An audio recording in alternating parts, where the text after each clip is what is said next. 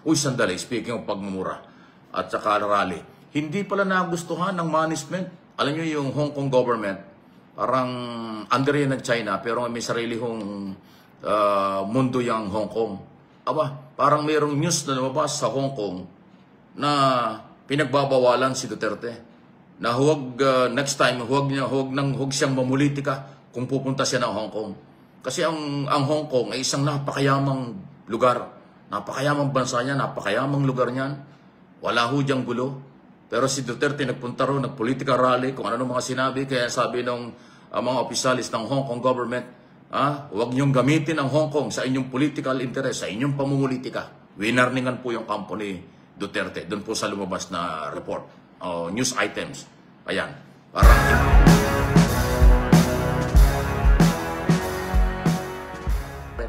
Okay, sige. Ito yung ating pag-uusapan ngayon. Paawa. Grabe, paawa talaga. Nagmadrama-drama kasi bukong-buko naman Paawa ni Sara Duterte.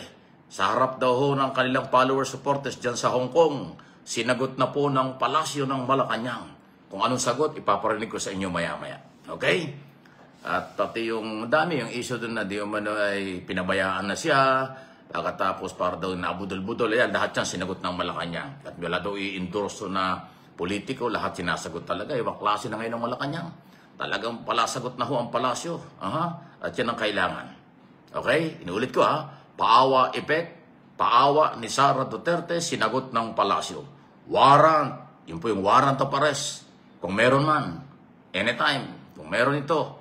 Warrant of arrest. Ipapatupad daw po ng PNP at NBI. Ito po yung controversial na warrant of arrest sa mga kinasuhan before ICC, International Criminal Court. Si Duterte, si Bato, si Sara Duterte ata kasama rin dyan. At kung sino-sino pa.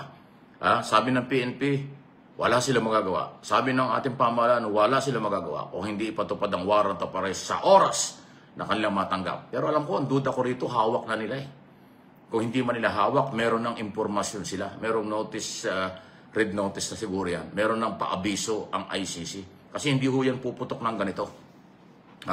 Meron din akong impormasyon na pinangahawakan pero ayaw kong sabihin dahil walang dokumento Kaya ang akin ho sa pantaha, pagdududa rito, palagay ko alam na nga ng gobyerno yung warrant of arrest. Kaya ho ganito, naghahanda ang mga pulis, sabi ng Palasyo ng Malacanang, sabi ng PNP, sabi ng NBI, DOJ, ipatutupad nila ang warrant of arrest. Ayan. Kahit naman po si Digong ay umamin na alam niya na meron pong warrant of arrest na lumabas galing sa ICC. From the horse mouth mismo, inamin ni Digong doon po sa harapan ng mga OFW sa Hong Kong na marami siyang kaso at ang kanyang warrant of arrest ay lumabas na. Eto na. Maganda po itong ating topic ngayon. Paparinig ko ito mga sagot ng Malacanang kasi alam nyo si Secretary tuloy, Yosek pa lang. Communication Undersecretary. Claire Castro. Siya po talaga sumasagot Okay? Ayan. Sige, salamat to. Pasensya na po dun sa mga Star, thank you. Okay na daw. Nagluloko kanina. Ito, paparinig ko po sa inyo. Gino Cortez, salamat po. Salamat po. At yung iba ay bumalik. Nawala tayo ito sa kabila Ayaw pumasok ng malinaw Ito, okay na. Ipaparinig ko sa inyo yung sagot at paliwanag ni Presidential or Malacanang Press Officer, Undersecretary Claire Castro, tungkol dun sa sinasabi po ni Sara Duterte dun sa kanyang pagharap dun sa kanilang mga kakampi. Hindi ho lahat ng taga Hong Kong Marami akong tinatanggap ng mga comments mula sa nag-PPM sa akin. Sabi niya, Sir Mike, kakaunti ang mga OFW nakakampi nila. Marami kami rito ng OFW, kakampi ng gobyerno ni Pangulong Marcos, pro-BBM, pro-government sila. Hindi sila kasali sa kampo ni Sara Duterte. Pakinggan po ninyo itong question and answer at diretsong pagsagot nitong si Yosek Castro sa tanong ng Malacanang press corps, mga reporter regular na may mga briefing. May we get palace reaction sa latest statement po ni Vice President Sara Duterte na yung OVP daw po ay iniwan na raw po ng government? Napaka-general po naman yata nung pagkakabanggit niya. Wala po ba siyang nabanggit kung paano siya iniwan? Wait lang. Bakit siya iniwan? Wala naman nang iwan sa kanya. Salamat sa ano po to, event sa Hong Kong. She said, salamat sa suporta niyo sa akin, sa aking mga kasamahan, sa aming trabaho, sa programa at proyekto ng Office of the Vice President. Maraming Yan. salamat po sa inyong lahat dahil kayo lang ang sumusuporta sa OVP. Ang buong gobyerno ay iniwanan na po ang OVP. Yan yung paawa. Yan na naman po ang nais naman nilang iparating. Maging kaawa-awa ang OVP, maging kaawa-awa ang Vice President. Kung tutuusin po natin, siya po naman ay binigyan ng pagkakataon para ipagtanggol, idepensa ang kanyang proposed budget. Hindi naman po hinaadlangan na magbigay ng tamang budget sa OVP kung ito naman ay maipapaliwanag niya. Kumbaga sa thesis, kung ikaw yung nag-submit ng thesis, kailangan mong idepensa. Hindi pwedeng sabihin mo sa iyong panel of judges, kayo na pong bahala magbigay sa akin ng grade. Basta yan na po ang thesis ko. So wala po nang iwan sa kanya. Baka po siya po ang nang iwan sa gobyerno. Ayan. Thank you, ma'am. Ang sinasabi ni Yosek Castro, walang nang iwan, hindi siya iniwan, baka po siya ang nang iwan sa pamahalaan. Kasi kung yung mga gunita, siya po ay nag-file ng irrevocable. Mukhang baka hindi naintindihan ni Sara yung irrevocable. Di ba nag-file siya ng irrevocable resignation noong June 2024. Ano bang ibig sabihin ng irrevocable? Ayaw na niya. Ayaw na niya. Wala na makakapigil. Ayaw na niya na maging secretary ng Department of Education. Ibig sabihin, siya yung umayaw. Hindi ang gobyerno. Tinanggap ng Pangulo kasi pag irrevocable resignation, yan po ay hindi pwedeng hindi tatanggapin. Yung regular na resignation, yun ay subject for approval pa. Pero pag irrevocable resignation, ibig sabihin ayaw na ng tao, ayaw mo na. So walang makakapigil sa'yo, kaya tinanggap ng Malacanang. Tapos ngayon papalabasin nila iniwan daw siya, pinabayaan daw siya ng gobyerno. Kaya yung OFW na lang at yung mga nakikinig sa kanya, ang kanya sinasabing, kayo lang nakakaunawa at tumutulong sa kanya, sabi ng Vice President. Di ba yan ang malinaw na pambubudol na naman? Binabaligtad. Kaya nga inangguluhan ka natin ng paawa. Mabuti lang at marunong sumagot si Castro. Hindi iniwan siya ng gobyerno. Siya yung baka ng iwan. Kaya kung naman ipinapaliwanag, base dun sa record, irrevocable resignation ang ginawa ni Sara nung nakaraang taon. As DepEd. Kaya nga na-imbestigahan, ang dami ng palang kalakuhan dyan. Ayun di ba? Ito, sa issue naman ng hindi daw pag-i-endorso. Sinagot na naman ni Eclair dito, supalpal na naman. Ito, pakinggan ninyo. Tanong ho ng media. Thank you, ma'am. Ivan Mayrina, Integrated. Okay. In that same gathering, Vice President Duterte said that she is not endorsing any candidates for senator. Dahil na-scam na daw po kasi siya. Nabudol na daw siya, apparently referring to the 2022 elections, kung saan tumakbo sila ni Pangulong then candidate Ferdinand Marcos Jr. under the platform of unity and transparency. Kaya ayaw na daw po niya kasi nabudol daw po siya, baka sabihin ng mga paawa talaga mabubudol na naman sila pag nag-endorse siya. Kung hindi po siya nag-endorso, bakit meron po tayo napapanood na campaign ads na kasama po niya at pinagmamalaki niya ang naging trabaho o performance, kung mayroon man, ni Senator Bato? Kung meron man, ano parang wala. Ano po ba itatawag doon? Siya po ba yung nagsasabi ng katotohanan dahil meron po siya in-endorse na kandidato?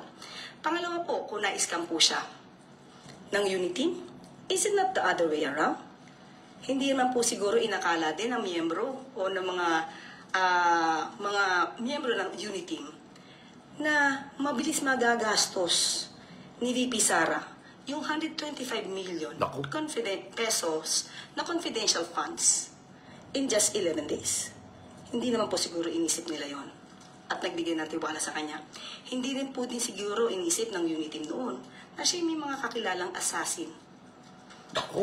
At hindi rin po siguro inisip ng unity noon na ang gustong continuation, kasi parang meron po sinabi na dapat may continuity. Pero hindi rin po papayag ang Pangulo na ituloy po yung sinasabing bloody tokhang at EJK. Maaaring isa po yung sa mga dahilan kung bakit inayawan din ni VP Sara. Dahil hindi po lahat ng ginawa ng dating administrasyon ay susundin ng pikit mata ng Pangulo. Grabe. Ang tindi sagot, yung 125 million, 11 days na ginastos, hindi daw inaakalain ng Malacanang yan. Yung siya daw ay merong assassin, itong kampo ni Vice President. Wow. Ang tindi. Ayan. Yung paawa effect, bumalik na naman sa kanila. Sila yung tinamaan. Sandali Ayun ang nangyari dyan. Okay? Malinaw yun. Inuulit ko, nadinig naman ninyo. Bakit daw sinasabing kung hindi siya nag-endorse ng politiko, bakit daw merong political ads na kung may pitig pa nga kay Bato may political ads na ini-endorse kung meron mang nagawa yung politiko, si Bato yung ini-endorse niya. Pagkatapos ay nga nabanggit yung assassination at saka 125 million pesos in 11 days. Antindi ni Claire Castro talaga. Direct. Kaya yun, alam niyo, nakakaya talaga yun. Sa totoo lang, Diyos ko. Yung paawa effect ni Sara Duterte. Ano ba akala ni Sara Duterte?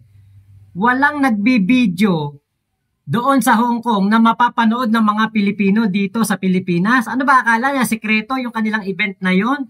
Diba? Siyempre may magre-record niya. Naka-live nga diba? Sa SMNI, sa mga YouTube channel nila. Diba? Naka-live nga sila doon. Siyempre, mapapakinggan ng mga Pilipino, madidinig ng mga Pilipino na nagsisinungaling si Sara Duterte. Sabi niya, hindi siya nag-endorso. Pero bakit meron silang political ads? Election ads nitong si Bato de la Rosa.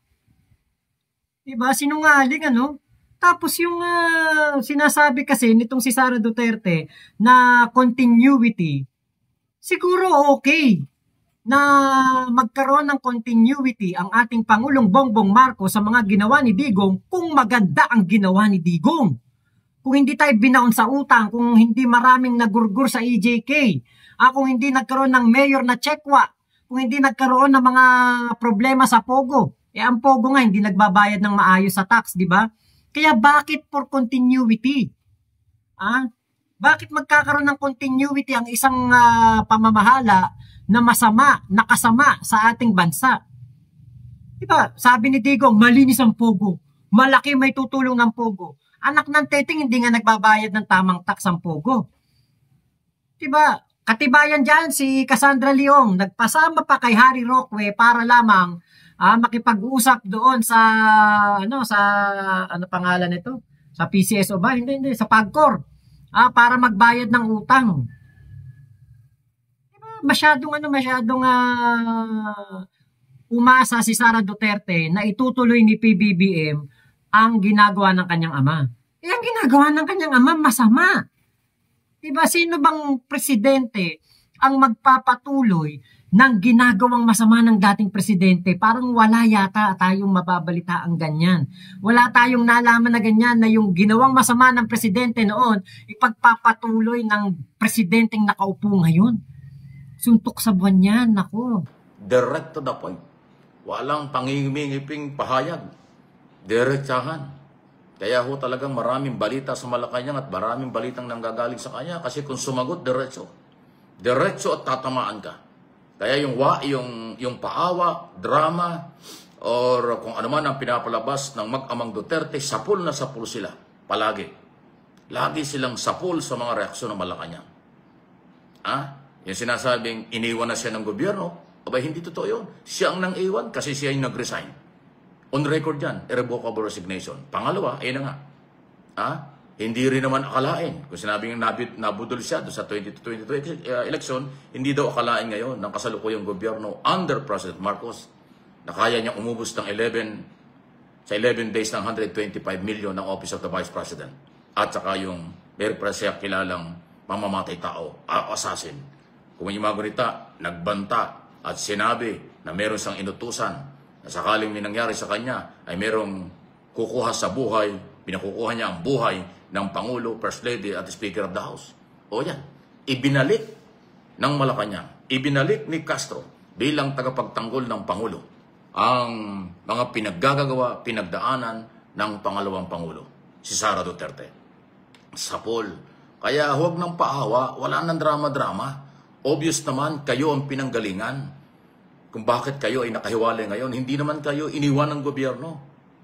2 taon kalahati nga, hindi kayo pinapansin, pero kayo ang paninira ng paninira, banat ng banat sa gobyerno. Tapos nag-resign ka, natural, irrevocable, tatanggapin yon. Tapos ngayon paawa ang dating, hindi na makukuha sa drama.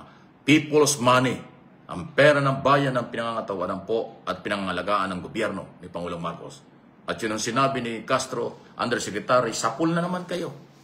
Magre-react na naman kayo, iiyak na naman kayo, pero yan ho ang totoo. Yan ang sagot, wala tayong magagawa. Inire-relay ko lang sa inyo, pinararating ko lang sa inyo ang sagot ng Palasyo ng Malacanang. At yun ang nangyari. Ano ang inyong masasabi ngayon dyan? Okay? Hindi po galing sa akin. Binibigyan ko lang ng analysis at opinion ang mga nangyayari sa question and answer sa Palasyo ng Malacanang. At ang tanong ng media ng Malacanang Press Corps ay may pinanghuhugutan galing din sa mga pinagsasabi ng mga Duterte. Dahil nagpunta sila sa Hong Kong na mag-ama, nag-rally doon. Okay? At ayan, paawa epic yung sabi. Totoo naman, nadinig ko rin yun, na siya daw ay iniwanan ng gobyerno. Kaya yung daw mga Pilipino at yung mga OFW lang kanyang kakampi, ay hindi naman totoo yan. Kabaliktaran yan. Kayong mga Pilipinong nakadinig nung talumpatin yan, speech na yan ni Sara, hindi totoo yun. Ayan, sinagot na. Kung bakit hindi totoo, pakireview yung tape.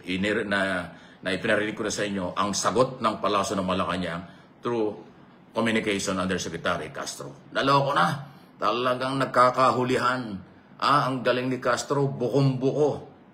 Sapul na sapul lagi. Ang mga statement ng kampo ni Duterte, kayang-kayang sagutin, kayang-kayang ibalik, kayang-kayang liwanagin ni Atty. Castro. At ako naman bilang broadcast journalist at political blogger, hinihimay-himay natin ito para lalo ninyong maintindihan. Sana naintindihan ninyo. Kung naniniwala kayo kay Sara, okay lang yan. Kung naniniwala kayo sa ating Pangulo, okay din. Kung naniniwala kayo sa akin, okay. Kung hindi, okay lang din po. Ang akin dito, ipinapaliwanag ko at doon sa nakakaintindi, palagay ko naman mas marami yon, okay na okay sa'yo. Di ba? Ayan. Sige, naloko na. Ito nga yung pangalawang topic natin. Majority ng mga OFW sa Hong Kong hindi maka-Duterte. Kakaunti ang maka-Duterte. Actually, kakaunti naman yung kanilang rally. Doon sa isang lugar na pinagtipon-tipon lang sila. Mas marami pa nga yung sumalubong na sumisigaw impeach Sara, di ba?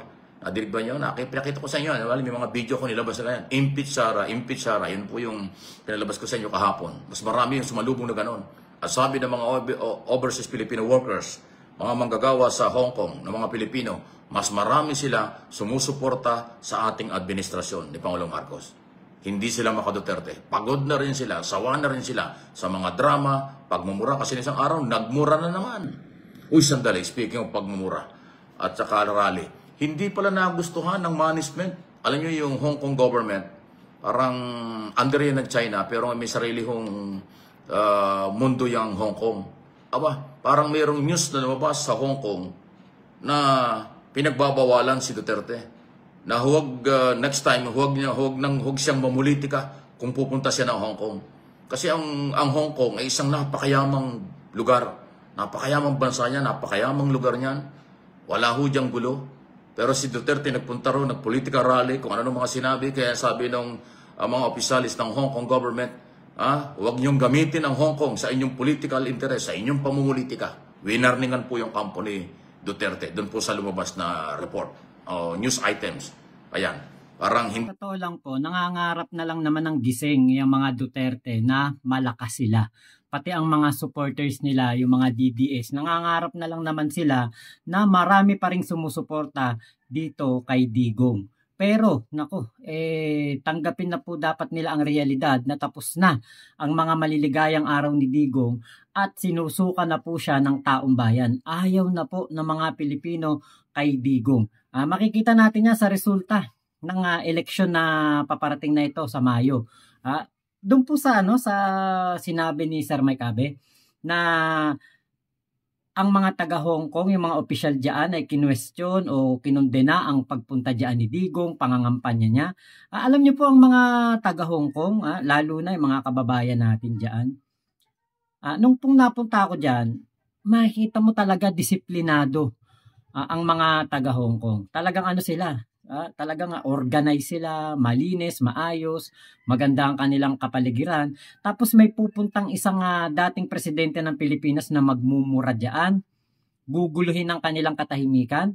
Balita ko nga dito po sa sa Hong Kong, balita ko, Yun pong mga pinag-stayan ni Digong, meron pong mga Hong Kong police na nagbabantay. Kasi nga po, ang nangyayari, nagugulo ang katahimikan ng Hong Kong. Yung peace and order sa kanila, nagugulo. Hindi po gusto yan ng mga taga Hong Kong. Ibang-iba po ang Hong Kong sa China. Iba rin ang Macau.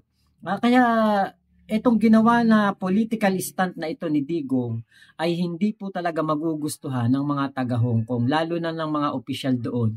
Kasi po sila ay mga tahimik lamang na namumuhay at wala po silang pakialam sa political circus na ginagawa ni Digong. Parang hindi matanggap ng Hong Kong government na yung former President Duterte magpupunta sa kanilang bansa para lang mamulitika. Ayaw nila yun. Kasi matino, isang napakagandang lugar, mayamang bansa, mayamang lugar, ang Hong Kong. Naloko na. Yan ho, nagkaganyan na. Okay. Ano pa itong iba nating mga balita? Okay, ito na nga, yung ating pangalawang topic. Warrant of arrest. Ipapatupad ng PNP at ng NBI. Ibig sabihin, may go signal na ang NBI, Interpol at ang PNP. Sa oras na lumabas ang warrant of arrest, ipatutupad nila yan. Okay?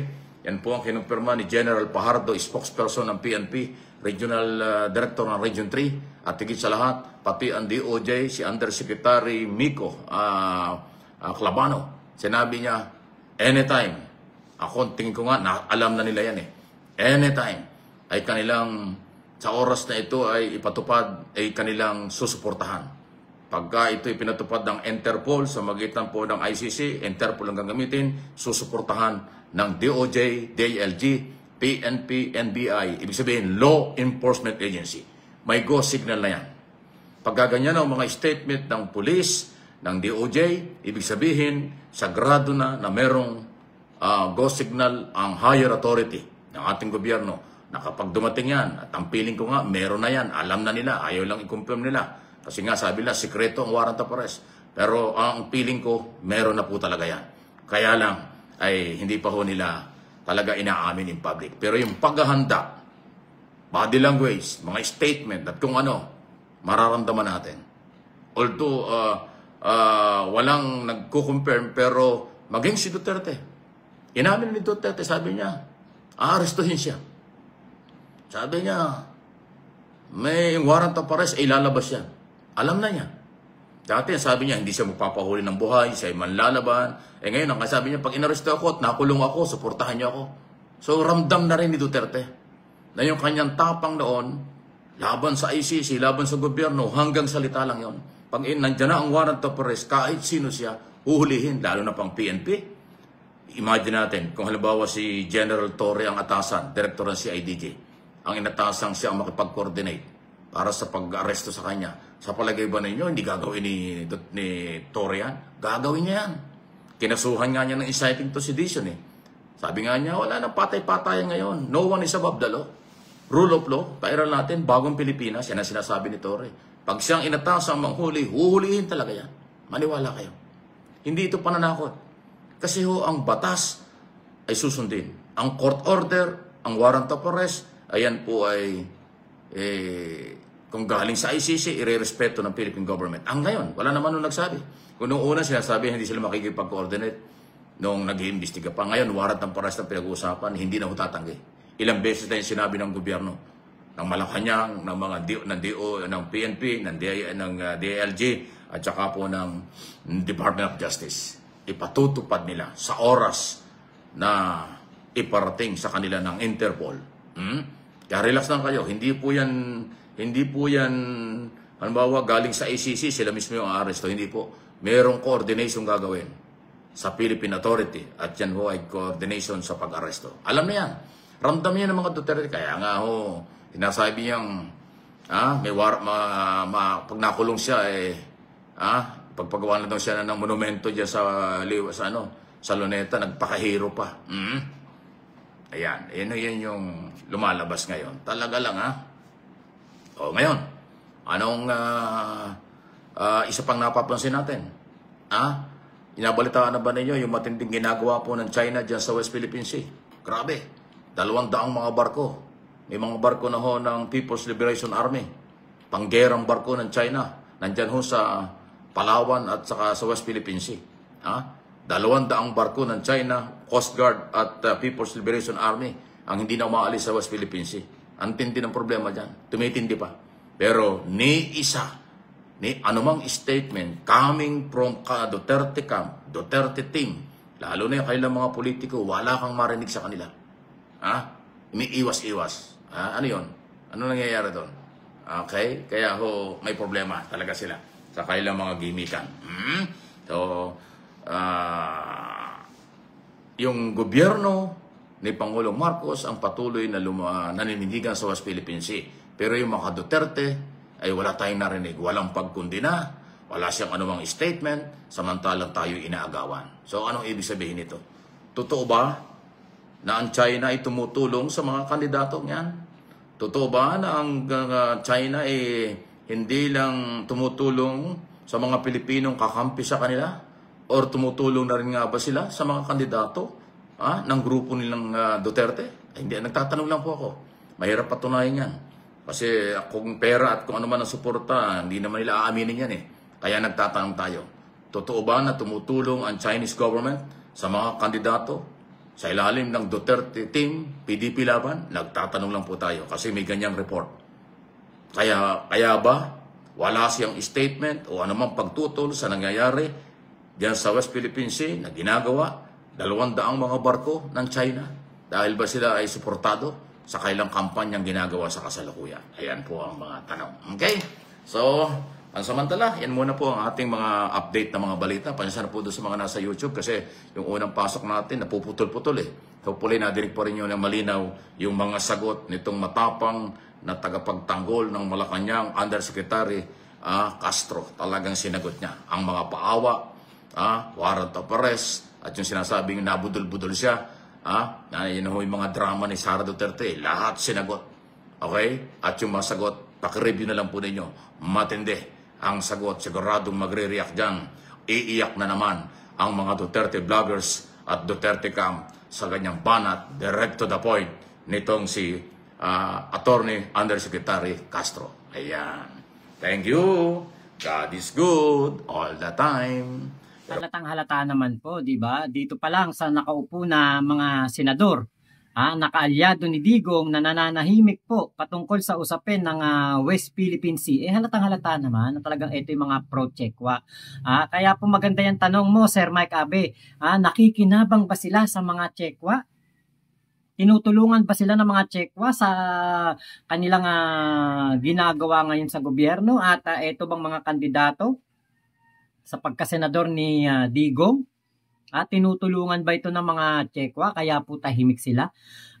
Baka nakakalimutan nitong mga senatoriables ni Digong na ang mga Pilipino po, ayaw po nila ng hindi nagtatanggol sa West Philippine Sea. Ang gusto po ng mga Pilipino ay yung mga senador na matatapang at ipinagtatanggol po ang ating bayan, ang ating soberenya. Na kapag meron pong naputulan ng daliri, na Navy, pumapalag. Diba? Kaya nga ako po sa totoo lang, nung ako po ay nandoon sa Hong Kong, sa China, sa Macau, nakikita ko walang pakialam ang mga doon yung mga, kumbaga wala silang pake sa kung ano nangyayari sa labas ng ating bansa. Sa totoo lang, tingin ko parang tinatakot lang ng mga DDS ang mga Pilipino na kunwari ay magkakaroon ng kaguluhan, gagawa ng kaguluhan ng China at guguluhin ng Pilipinas, mga ganyan. Hindi po ganun Ang nakikita ko dito, ang gusto ng mga Chekwa ay makinabang din sila doon sa ating mga karagatan. Dahil sa dami ng tao na kanilang kailangang pakainin. Ngayon po, ang mga DDS ginagamit ito para takutin ng mga Pilipino na magkakaroon na ng kaguluhan. Yan po ang tinatanim nila sa mga sa mga kaalyado nila, sa mga cronies nila, sa mga DDS, sa mga supporter, sa mga engot-engot na mga naniniwala pa rin kay Digong. Pero hindi po gagawin ng Chekwa yan na manggulo. Hindi po. Bakit? Kasi nakita ko kung gaano sila kaunlad. Nakita ko kung gaano kagaganda ang kanilang mga infrastructure. So hindi sila papayag na yung kanilang pinaghirapan na buuin sa ilang daang taon, masisira lamang dahil sa isang kaguluhan. Hindi po yan gagawin. Kaya nga po, di ba, katulad niyan, yung sinabi ni Sir Mike Abe, mga taga Hong Kong officials ay inaayawan ang ginawa na political circus ni Digong doon sa Hong Kong. Ayaw talaga yan. Aayawan talaga yan kasi tahimik po ang mga taga Hong Kong.